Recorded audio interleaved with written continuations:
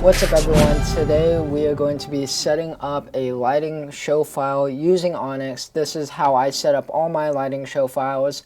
So this whole series is going to be about setting up Onyx, setting up my control, and setting up my show file, and making templates, making groups, so everything is going to be streamless and easy. So the first thing we need to do is head on over to Obsidian Control System, or obsidiancontrol.com.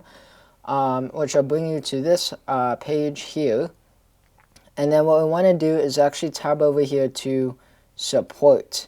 The first thing we want to do is go to software download and go ahead and install the most recent version of Onyx. The time of this recording, it is version 4.32. So you want to just go ahead and click this download button. It will download it to your files and go ahead and open it up. The next thing you want to do is I would highly recommend going ahead and downloading your Dylos content package. This is 9 gigabytes. It's a little bit of a bigger file. If you guys don't want to use up all 9 gigabytes, 9.3 gigabytes, feel free to download this compressed version. That's only 3.6 gigabytes. The other thing I recommend going ahead and just immediately downloading is this fixture library. And each day they upload a new one, so that they update it every day with new fixtures and the fixture files. So I recommend go ahead and just get that. So now that you've got your software downloaded, your Dylos content, and your fixture files, we should be good to go. So in this video, we're not actually going to be using any of Dylos or anything like that. This is going to be just a setup. Then it's going to be a multi-part series. So in this video, we're going to be setting it up, just kind of getting how I want my show file laid out. The next video is going to be patching. The next video is probably going to be making groups and presets. And then the next video is going to be about doing playbacks and faders and cue lists. And then we'll hop into timecode, and we'll hop into Dylos and all the more advanced stuff as more videos come out. But I want you to be able to not ever use Onyx, and by the end of the series, you can have a working and awesome show file to work off of. Now, just a disclaimer, I usually busk or punt a lot of my shows, which means I'm manually flashing the lights, and it's less of time code. But in this tutorial series, I will show you guys how to time code as well, as I do that too. But so once you get Onyx downloaded, you're going to want to go ahead and open it up. I'm actually on version 4.32, as you see right here. We're just going to go ahead and hit a new show file and just click yes. I'm going to just name this YouTube series file. And just go ahead and click OK. It will take a second, so give it 1 second. 2 seconds later. Okay, so now you guys see on your screen what I am seeing when I first open up the Onyx software on my computer. As you see, we've got nothing on our big screen. We've got some stuff in our sidebar here, and we've got nothing on our faders down below. So the first thing that everyone normally would do is go ahead and start patching in things. I don't like to do that. I like to go ahead and set up my show file how I like it. So the first thing we're going to do is go up top here and click this Workspace button and go ahead and unlock our Workspace. You would now see that our little numbers here have turned orange. That means it's unlocked. When they're white, they are locked. But we want to go ahead and unlock our Workspace. And I just like to, because I don't use a decent amount of this stuff in my show files, so I just like to get rid of, I like to put what I want. So first thing we're going to do is actually click on the little Workspace button, and then we want to go to Manage Workspaces right here. Click on that, and then just click Add. I like to name mine Cade's Custom Viewer. There we go. And now all of it goes away. So if we go ahead and click on one, it will take you to this page. And then this is where we can assign things to our sidebar here. So the first thing I'm going to go ahead and assign is our fixture presets. And I'll kind of explain what everything does here in a minute, but this is just how I personally like to do things. fixture presets, then I click on number 2. I want that to be my playbacks. Number 3, I want it to be QList values. Where is that? I always do this and I can never remember where it's at. QList values. Number 4, I usually like to do a 2D plan, which will come in handy here later. Number 5, I like to go ahead and hit Dilos. Number 6, we are going to hit our timecode button so we can get timecode. Number 7, I like to add QList directory. And then that's typically all I actually use. And so, but for now, since I actually don't have anything hooked up, I'm gonna make these some command buttons real quick. If I hit this, it'll bring up my record, and I can hit clear. Cool. So that's just, you don't, what I put on 9 and 10, I typically don't put there. I just did it for the sake of the video, and actually I don't have any Onyx hardware right now. So everything that I will be showing in these videos are going to be on the free version. You can see right here. With that, it unlocks 1 universe for free. But then MIDI, timecode, and OSC and virtual demos are all you can't do it with the free version. But once we get into the timecode and all of that, I'll plug up a console, which will unlock Nova Plus, which will give me, I think it's 64 universes, unlocks MIDI control, and unlocks timecode. So I want to quickly go over what each thing is here. So fixture presets, these are where you'll see all your fixtures. So we've got, once you start patching in, you'll see fixtures here. So let's just say I have 8 parts, it'll be par, all the way up to 8. If I have 4 spots, they'll go here. If I have, all of my fixtures will be in this top page here. This is, if we click on groups, this is where we can select these fixtures and record them into groups. So if we're wanting to put a whole group of fixtures on red, we'll just apply it to a group. Mass and auto and selected, I actually rarely use any of that. Not gonna lie, I know people out there that use it all the time. I just don't, because for me, I honestly just think it's faster if I have a look in my mind and I know how to build it to not just use these.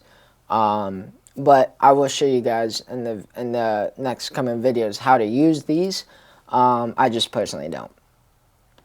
On the second half, this is where if we have a group selected and we record some presets, these are where your presets will be. So we might have an intensity preset, so I can grab like front wash and click on, and that would turn all my front wash on, or I can just grab whatever and just hit on or off, or whatever percent once I record it. I can do it for the same with pan, tilt, color, gobo, beam effects, and framing. So that is what this fixture presets page is. My next one is playbacks, and these are where I mainly record my shows too. So usually I'll do like a fixture group. I'll do it by groups of fixtures. So I'll do like fixture on, fixture off, and the color red, green, blue, white, purple, yellow, orange, teal. Usually is how I would do it. And then I actually split this up, and we're gonna do that here in a second, where it's 2 pages of this, and then our QList values is going to be down in this corner, and I'll show you guys how to do that once I go through it. So over here is where we can kind of just record our QList to and make them buttons. The next page down is our QList values. This is once we have a QList, how we're going to change different parameters on it, such as, do we want it to fade, do we want it to be a QList, or do we want it, when you hit that QList, do we want it to fire multiple Qs at once, do we want it to delay any, and anything with tracking. That's what we're going to handle here in the QList values. 2D plan is kind of self-explanatory. We're actually going to draw out the rig here, and the reason we do that, because I don't have the rig set up, so we'll use this to kind of visualize it a little bit. But then we also have to place fixtures on the rig here so Dylos knows where each fixture is. So once you start filling content up on the lights, it knows where each light is on the rig, and we'll do that here. Dylos, next is Dylos. That is where we will kind of be playing with different videos and overlays to kind of get what we want. And that is what I had you guys download, that 9.3 gigabyte file. That's all via Dylos videos, and it's content that just loops with different colors and different effects to really simplify your programming but make it look really cool. Next is our timecode. It looks really close and similar to our QList values, except it's got the big timecode clock on top. And that is, it's saying no license detected because I'm on the free version, but ignore that for now. But this is where we'll timecode everything. QList directory, I don't actually really know what it's for besides I use it to update queues, and I'll show you guys how to do that. But I really don't actually use this page that much besides updating queues. So the next thing I usually do after I've gotten this is I'll immediately go to my playback page, hit this and hit the workspace button and hit edit view. And I'll always hit this little trash can button and just get rid of it. So next what I like to do is split it into two sides, and on this side split it again so I have a top and bottom on this side and one was on this side. Then what I'll do is go here on this plus side on the big side, and then I always go to playback and playback buttons. Over here I'm going to do the same thing, hit the plus, hit playback buttons, but I'm going to immediately go ahead and turn off the toolbar because we've got one over here and it's just annoying. And then I immediately throw this one on page 2 because this one's on page 1. Next thing is I like to hit the plus button, and then I go to select a QList, which is pretty much the same thing as QList values. And then I'll click the save button. I can name it, I'll just name it playbacks, and there we go. So now I've got 2 pages of playback buttons and a place where I can edit my cues all on one screen, and that's how I like it. Finally, I'll just go ahead and lock my workspace. So now if I click off over here, it doesn't bring up that screen and I can't accidentally get rid of anything that I didn't mean to do. So that is how I would firstly, I open a new show file, I go ahead and add these guys on my toolbar, and then I will go ahead and immediately do this to my playback screen. So I can see that. And typically whenever I have a actual console with F keys, I will also make my F keys the exact same, except I make F key number 9 save show, and I make F key number 10 lock desk. And the way to do that is open your workspace. If you have a physical console, hold edit and hit an F key, but in this case I'm going to hit this and go to functions, and here are all my F keys, and I can do the exact same thing. So like on 9, I want it to be a command and a general command, and then I want it to be actually I want it on 10 commands, general commands, and then I want it to be lock desk. And then here are some options. So do you want it to just immediately lock desk, or do you want it to ask with a pop-up, are you sure you want to lock this desk? But I always just keep that off. And then like number 9, I will have it as here. Yep, save show. There we go.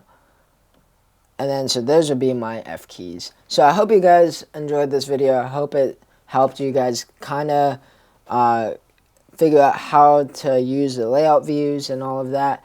In the next video, we're going to be patching a show file in. I'm going to make a fake patch sheet as we're doing like a festival. And so we'll patch all of the lights in, and we'll go ahead and start making groups and all of that. And then the next few videos, we're going to be programming a whole lighting rig So I hope this video helped in one way or another. If you have any questions, drop them down below. I'll definitely help you guys out as much as I can.